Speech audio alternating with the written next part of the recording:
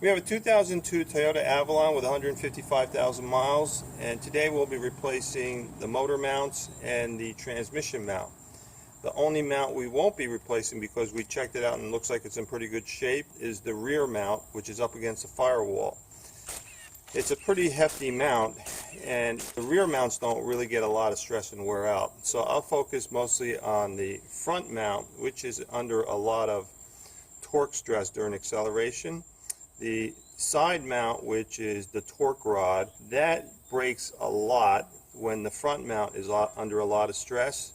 And the transmission mount, we'll replace that because it's not a really expensive part and may help balance out the vibration dampening. Alright, so we're going to remove the torque rod up here, and then we'll go to the center mount and loosen up the top bolt over here, and the three nuts below there that bolts the mount to the subframe. And then I'll loosen the nuts and bolts that secure the transmission mount over here on the side. And then I'll put a wood block between my hydraulic jack and the engine transmission pan and tilt the engine upward so that the stud of the transmission mount clears the subframe. Then I'll replace the transmission mount, and then I'll replace the front motor mount. And then the last step is attaching on a new torque rod.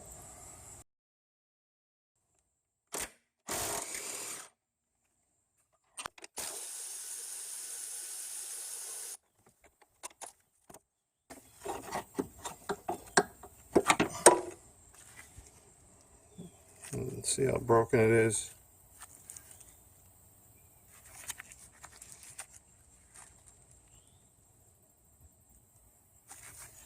So I'm using a 17mm socket with a wobble attached to this 1/2 inch long ratchet. I broke the initial tension off.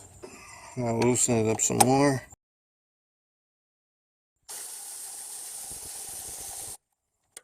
Now we go underneath.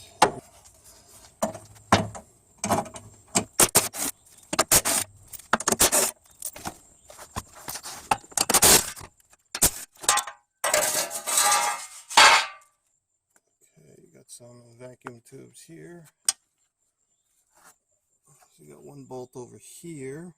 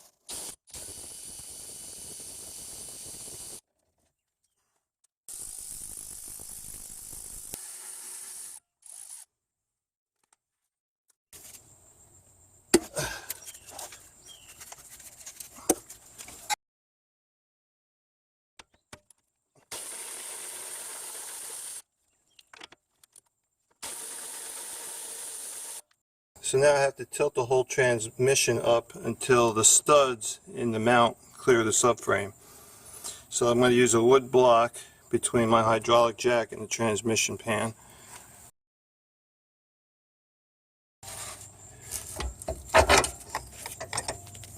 There we go.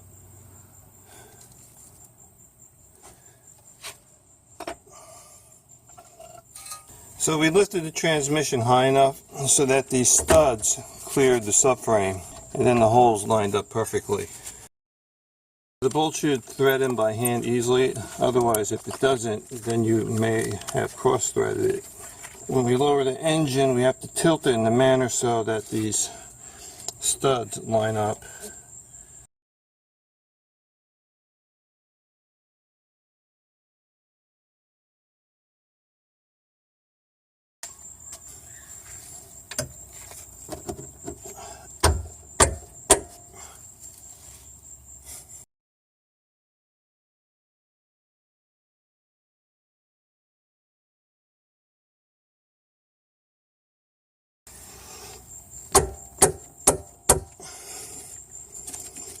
Okay, Now it looks like it's a nice loose fit.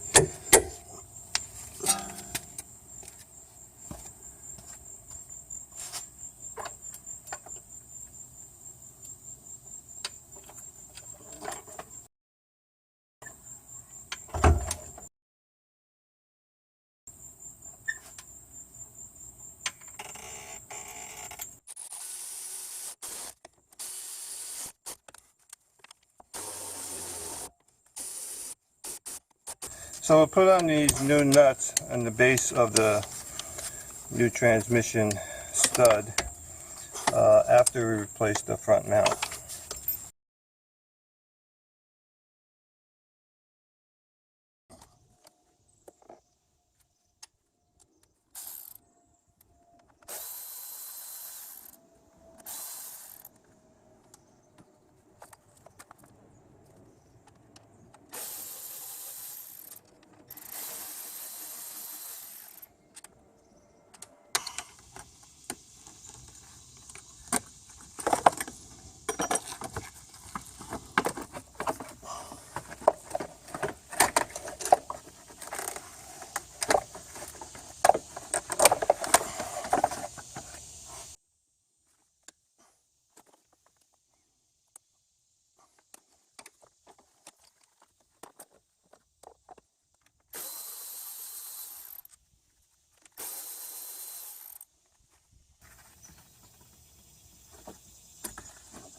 Okay, it's off. So I'm going to lift the engine up slightly so there's no longer any pressure on the front motor mount, and I could slide it back a little bit so I could remove the fan shroud.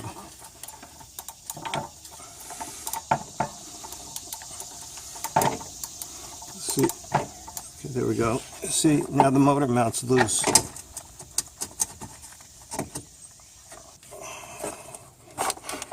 There we go.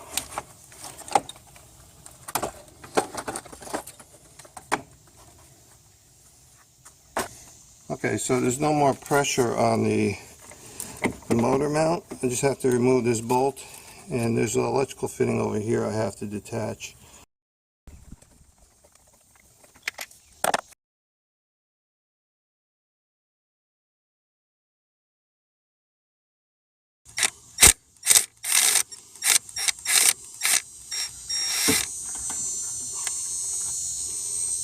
And we got this connection over here.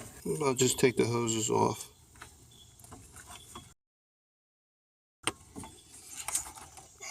There we go. You see how loose this is? Front mount is shot. This will make your engine lift off the front mount and also cause some engine rattling noise. Now here's the new one, won't even budge.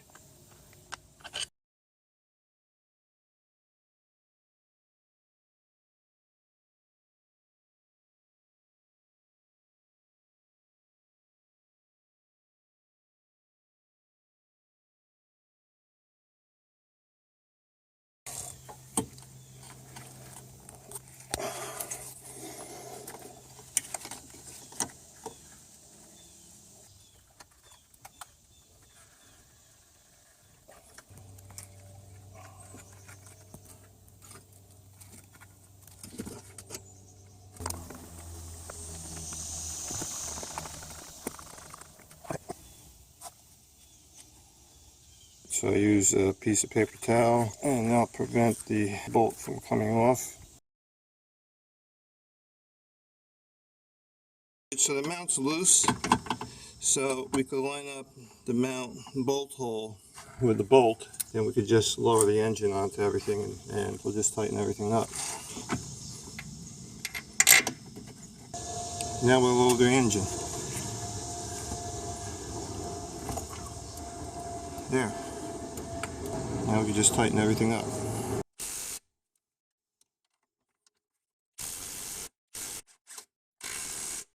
When I tighten up the top bolt for the top stud of the new mount, I got to make sure that this portion doesn't twist when I'm turning on the torque, or else the rubber is going to lose its adhesion to the metal casing. Let's see if I get this in there.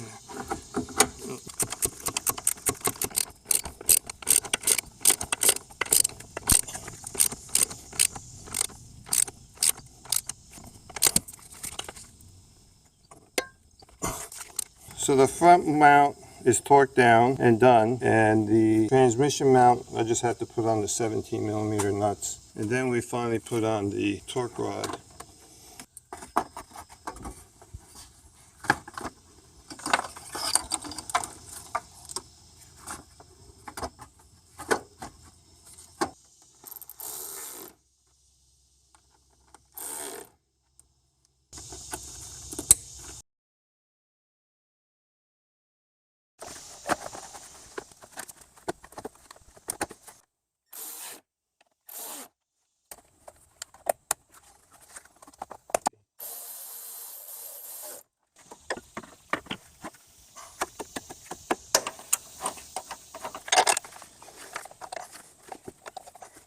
Now this bolt is longer than this mounting bolt here.